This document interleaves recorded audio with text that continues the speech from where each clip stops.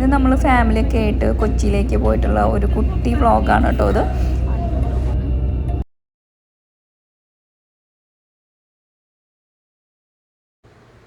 നമ്മളെല്ലാവരും രാവിലെ ഒരു 6 മണിയൊക്കെ ആകുമ്പോഴേക്കും കുളിച്ച് റെഡി ആയിട്ടാണ് കേട്ടോ പോകുന്നത്. എന്തുകൊണ്ടാണെന്ന് വെച്ചെങ്കിൽ നമ്മൾ ആദ്യം പോകുന്നത് ചോറ്റാനിക്കരയ്ക്കാണ്. അപ്പോൾ നമ്മൾ അമ്പലത്തിൽ തൊഴാനും കൂടിയിട്ടാണ് കേട്ടോ പോകുന്നത്. പിന്നെ നമ്മളൊരു 8 ആകുമ്പോഴേക്കും ചോറ്റാനിക്കര എത്തിയിട്ടോ. നമ്മൾ ഇതുവരെ പോയിട്ട് ഇത്രയും തിരക്ക് കണ്ടിട്ടില്ല. ആദ്യമായിട്ടാണ് കേട്ടോ ഇത്ര തിരക്ക് കാണുന്നത്. അപ്പോൾ അത്യാവശ്യം ക്യൂവും കാര്യങ്ങളൊക്കെ ഉണ്ടായിരുന്നു. പക്ഷേ നമ്മൾ ക്യൂ ഒക്കെ നിന്ന് നന്നായി തൊഴുതു. പിന്നെ നമ്മുടെ വഴിപാടുകളും കാര്യങ്ങളൊക്കെ ചെയ്തു. അങ്ങനെ അവിടെ നിന്ന് ഹാപ്പി ആയിട്ട് ഞങ്ങൾ പുറത്തേക്ക് ഇറങ്ങി കേട്ടോ.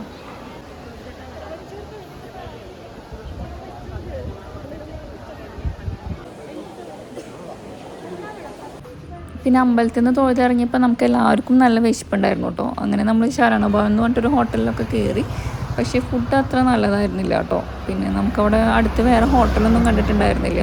പിന്നെ നല്ല വിശപ്പും ഉണ്ടായിരുന്നു. അപ്പോൾ പിന്നെ ഞങ്ങളെല്ലാവരും അതൊക്കെ അഡ്ജസ്റ്റ് ചെയ്ത് കഴിച്ചു.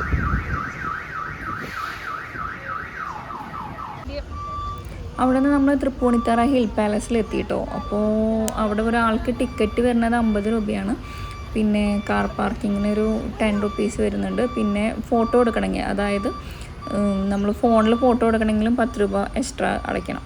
അപ്പോൾ അങ്ങനെ നമ്മൾ ടിക്കറ്റൊക്കെ എടുത്തിട്ട് ഹിൽ പാലസിൽ കയറി. നല്ല വെയിലുണ്ടായിരുന്നു ആ സമയത്ത്. അങ്ങനെ നമ്മൾ അവിടെ നിന്ന് കുറച്ച് ഫോട്ടോസൊക്കെ എടുത്തു. നമ്മൾ ഫ്രണ്ട് കൂടെ സ്റ്റെപ്പൊക്കെ കയറിയിട്ട് തന്നെയാണ് കേട്ടോ പോയത്. പക്ഷേ നല്ല ഭംഗിയുണ്ടായിരുന്നു. അതിൻ്റെ സൈഡിലൊക്കെ ചെടികളൊക്കെ വെച്ച് നല്ല ഭംഗിയിൽ തന്നെയായിരുന്നു കേട്ടോ അത് മെയിൻറ്റെയിൻ ചെയ്ത് വെച്ചിട്ടുണ്ടായിരുന്നത്. പിന്നെ ചെരുപ്പൊക്കെ പുറത്ത് വെച്ചിട്ടാണ് കേട്ടോ നമ്മളതിൻ്റെ ഉള്ളിലേക്ക് കയറുന്നത്. അത്യാവശ്യം തിരക്കും കാര്യങ്ങളും ക്യൂ ഒക്കെ ഉണ്ടായിരുന്നു ഉള്ളിലേക്ക് കയറാൻ വേണ്ടിയിട്ട്.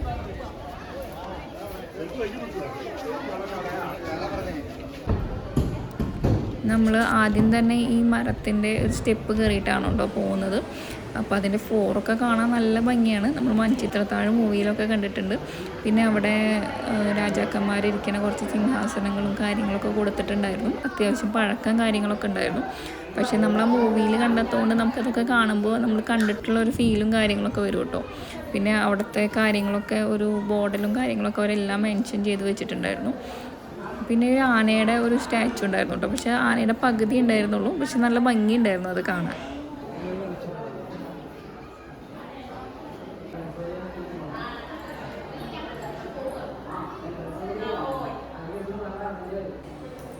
അതിൻ്റെ ഉള്ളിൽ കാണാൻ അത്രയും ഭംഗിയാണ് കേട്ടോ. അവർ നന്നായിട്ട് മെയിൻറ്റെയിൻ ചെയ്ത് വെച്ചിട്ടുണ്ട്. എല്ലാ കാര്യങ്ങളും ഡീറ്റെയിൽ ആയിട്ട് എഴുതി വെച്ചിട്ടുണ്ട് കേട്ടോ.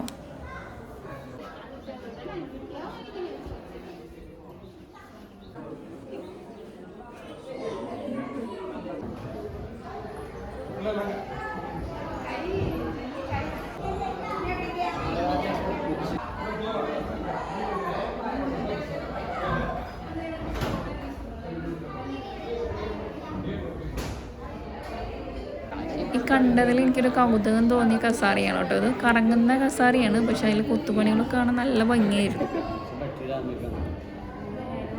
നമുക്ക് ഫോട്ടോസൊന്നും എടുക്കാൻ പറ്റാത്ത കുറച്ച് സ്ഥലങ്ങളും കൂടെ അതിൻ്റെ ഉള്ളിലുണ്ട് കേട്ടോ. അതെനിക്കറിയില്ലായിരുന്നു. ഞാനാരും പറഞ്ഞും കേട്ടിട്ടില്ല. ഇവർ ഓർണമെൻറ്റ്സൊക്കെ അവിടെ സൂക്ഷിച്ചിട്ടുണ്ട്.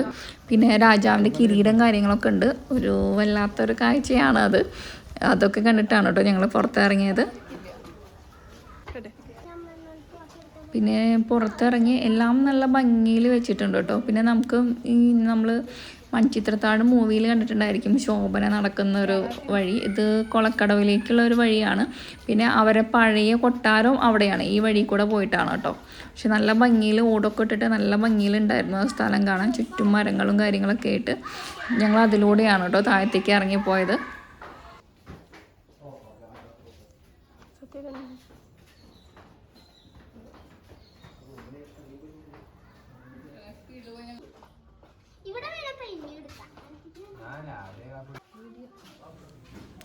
ഇതായിരുന്നു കേട്ടോ ആ കുളം ഒക്കെ ഉണ്ടായിരുന്നത്. പക്ഷേ അതൊക്കെ ലോക്കഡായിരുന്നു. പക്ഷെ നമുക്ക് അതിൻ്റെ ഉള്ളിൽ കൂടെ ഒന്ന് ജസ്റ്റ് കാണാൻ പറ്റി. പിന്നെ അവിടെ കുറച്ച് ഊഞ്ഞാലൊക്കെ കെട്ടിയിട്ടുണ്ടായിരുന്നു കേട്ടോ. നമുക്ക് വേണമെങ്കിൽ ആടാം അങ്ങനെ. പിന്നെ കുറച്ച് മാനുകളിനൊക്കെ അവിടെ ഉണ്ട്. അപ്പോൾ അതൊക്കെ കാണാം. പിന്നെ ചുറ്റും മരങ്ങളായതുകൊണ്ട് നമുക്ക് വെയിലൊന്നും അത്ര ഫീൽ ചെയ്തില്ല. പിന്നെ ഇറങ്ങണ വഴിക്ക് ഒരു ഡൈനോസറിനെ ഉണ്ടാക്കി വെച്ചിട്ടുണ്ട്. അപ്പോൾ കുട്ടികൾക്കൊക്കെ ഒരു കൗതുകമാണ്. നല്ല വലിയൊരു ഡൈനോസറായിരുന്നു അത്.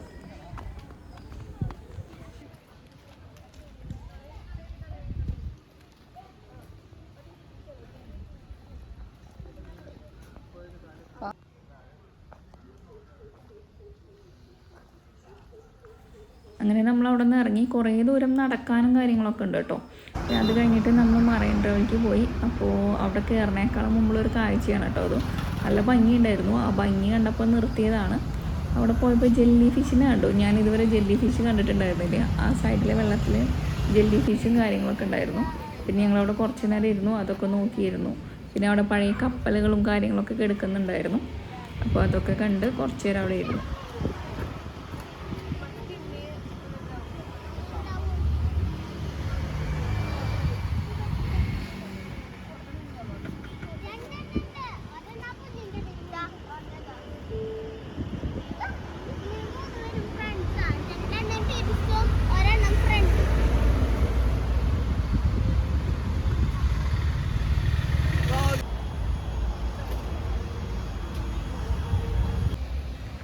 പിന്നെ നമ്മൾ മറൈൻ ഡ്രൈവിൽ കാറൊക്കെ പാർക്ക് ചെയ്തു. അതിനുള്ളിലേക്ക് നടക്കുമ്പോൾ തന്നെ ഒരു ചേട്ടൻ ബോട്ടിങ്ങിന് പോകണമെന്നൊക്കെ ചോദിച്ചിട്ടുണ്ടായിരുന്നു. അപ്പോൾ പിന്നെ നമ്മൾ വേറെ ബാർഗെയിൻ ചെയ്യണമെന്നൊന്നും നിന്നില്ല. 1250 രൂപ 1 അവർ ബോട്ടിങ്ങിന് ആൾ എടുത്തു പറഞ്ഞു. അപ്പോൾ പിന്നെ നമ്മളെല്ലാവരും കൂടെ ഒരു ബോട്ടിൽ കയറുമെന്ന് പറഞ്ഞപ്പോൾ പിന്നെ അങ്ങനെ പോയിട്ടോ. പക്ഷേ അടിപൊളിയായിരുന്നു, ബോട്ടിങ് നന്നായിട്ടുണ്ടായിരുന്നു.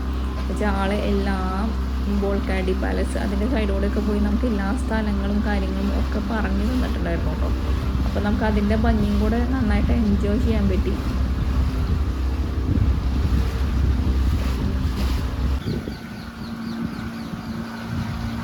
പിന്നെ നല്ല മരങ്ങളൊക്കെ ഉണ്ടായിരുന്നു. അപ്പോൾ അതിൻ്റെ അടിയിൽ കൂടെയൊക്കെയാണ് ബോട്ട് പോയത്.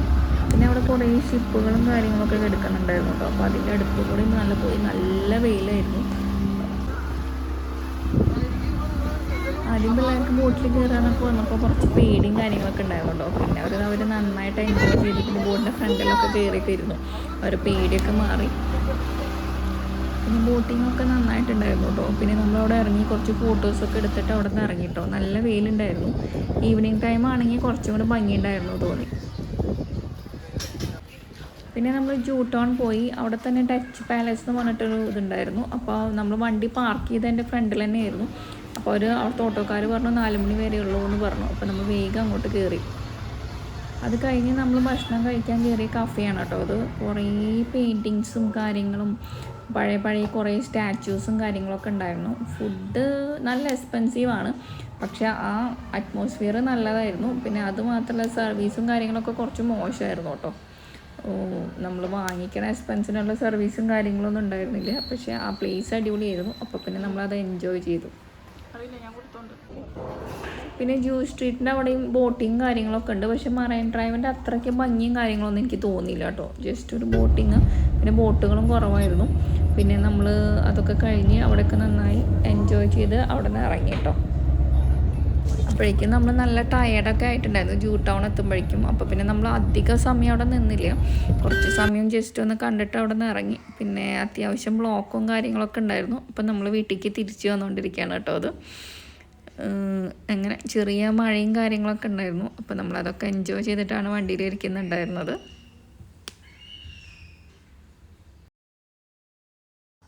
അപ്പോഴേക്കും പിള്ളേരൊക്കെ ഉറങ്ങിയാലോ എന്നൊക്കെ വിചാരിച്ചിട്ട് നമ്മൾ വീണ്ടും ഡിന്നറിന് കയറി. കുഴിമന്തിയാണ് കേട്ടോ അപ്പോൾ കഴിച്ചത്. സൂഫി മന്തി അത്ര ഇഷ്ടപ്പെട്ടില്ല, എന്നാലും കുഴപ്പമില്ലായിരുന്നു. അങ്ങനെ നമ്മൾ വീട്ടിൽ തിരിച്ചെത്തി. ഒരു 9:30 ഒക്കെ ആകുമ്പോഴേക്കും നമ്മൾ തിരിച്ചെത്തി.